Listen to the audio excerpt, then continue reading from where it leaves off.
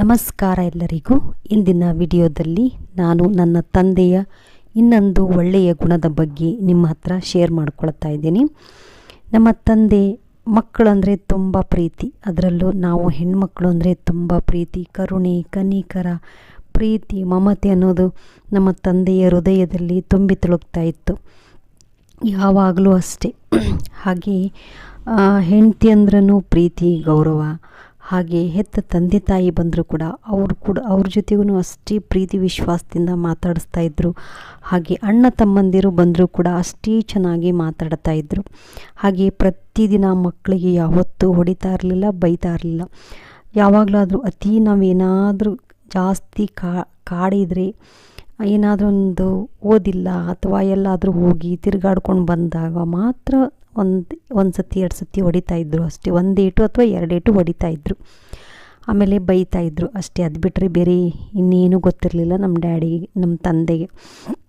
ನಮ್ಮ ತಂದೆ ಸೌಮ್ಯ ಸ್ವಭಾವದ ವ್ಯಕ್ತಿ ಅಂತ ಹೇಳಿದ್ದೆ. ಹಾಗೆ ಅವರು ಮಠದ ಗುರುಗಳಂದರೆ ಗೌರವ. ಅವ್ರ ಜೊತೆ ನಮ್ಮ ತಂದೆ ಜೊತೆ ಕೆಲಸ ಮಾಡ್ತಾಯಿದ್ದಂಥ ಕೊಲೀಗ್ಸ್ಗಳಿಗೆ ಜೊತೆಗೂ ಅಷ್ಟೇ ಗೌರವದಿಂದ ಕಾಣ್ತಾಯಿದ್ರು. ನಮ್ಮ ತಂದೆ ಸ್ಕೂಲಲ್ಲಿ ತುಂಬ ಚೆನ್ನಾಗಿ ಎಲ್ಲರ ಜೊತೆಗೂ ಹೊಂದ್ಕೊಂಡು ಎಲ್ಲರ ಜೊತೆಗೂ ಮಾತಾಡ್ತಾಯಿದ್ರು. ಹಾಗೆ ಇನ್ನೊಂದು ವಿಚಾರ ಏನಪ್ಪ ಅಂದರೆ, ನಮ್ಮ ತಂದೆ ಹೆಣ್ಮಕ್ಳಿಗೆ ತುಂಬಾ ಗೌರವನ ಕೊಡ್ತಾಯಿದ್ರು. ಹಾಗಾಗಿ ಹೆತ್ತ ತಾಯಿಗೂ ಅಷ್ಟೇ ಗೌರವ ಕೊಡ್ತಾಯಿದ್ರು, ಬೇರೆ ಹೆಣ್ಮಕ್ಳಿಗೂ ಅಷ್ಟೇ. ಹಾಗೆ ಹೈಸ್ಕೂಲಲ್ಲಿ ಓದ್ತಾ ಇದ್ದ ಹೆಣ್ಣು ಹುಡುಗರಿಗಂತೂ ಇನ್ನೂ ಗೌರವ ಕೊಡ್ತಾಯಿದ್ರು. ಹಾಗಂತ ಗಂಡು ಹುಡುಗರನ್ನ ಯಾವತ್ತೂ ಹೊಡಿತಾ ಇರಲಿಲ್ಲ, ಬೈತಾ ಇರಲಿಲ್ಲ. ಅವ್ರಿಗೂ ಕೂಡ ತಿದ್ದಿ ಬುದ್ಧಿವಾದ ಹೇಳಿ ಕಲಿಸ್ತಾಯಿದ್ರು. ನಮ್ಮ ತಂದೆ ಗಣಿತ ಮೇಷ್ಟ್ರಾಗಿದ್ದರು. ಎಂಥ ಶತದಡ್ಡ ಮಕ್ಕಳಿಗೂ ಕೂಡ ಅವರು ಮ್ಯಾಥ್ಸನ್ನು ಅಂದರೆ ಗಣಿತವನ್ನು ಹೇಳ್ಕೊಡ್ತಾ ಇದ್ರಲ್ಲ, ಎಂಥ ಶತದಡ್ಡರಾದರೂ ಕೂಡ ಲೆಕ್ಕನ ಮಾಡಿ ತೆಗಿತಾಯಿದ್ರು. ಅಷ್ಟು ಪವರ್ಫುಲ್ಲಾಗಿ ನಮ್ಮ ತಂದೆ ಮಕ್ಕಳಿಗೆ ಪಾಠ ಮಾಡ್ತಾಯಿದ್ರು.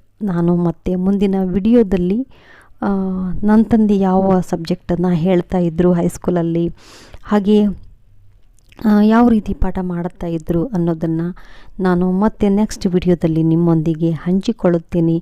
ಹಾಗೆ ನಮ್ಮ ತಂದೆ ಯಾವ ಊರಲ್ಲಿ ಜಾಬ್ ಮಾಡ್ತಾಯಿದ್ರು, ಎಷ್ಟು ವರ್ಷ ಮಾಡಿದರು, ಅದನ್ನು ಕೂಡ ಒಂದೊಂದಾಗಿ ನಾನು ನಿಮ್ಮ ಹತ್ರ ಶೇರ್ ಮಾಡ್ಕೊಳ್ತಾ ಇದ್ದೀನಿ. ಓಕೆ, ಈ ವಿಡಿಯೋನ ನಾನು ಇಲ್ಲಿಗೆ ಎಂಡ್ ಮಾಡ್ತೀನಿ. ವಿಡಿಯೋ ಇಷ್ಟ ಆದರೆ ಲೈಕ್ ಮಾಡಿರಿ, ಹಾಗೆ ಚಾನಲ್ನ ಸಬ್ಸ್ಕ್ರೈಬ್ ಮಾಡ್ಕೊಂಡು ನೋಡಿ ಅಂತ ಹೇಳೋದಕ್ಕೆ ಇಷ್ಟಪಡ್ತೀನಿ.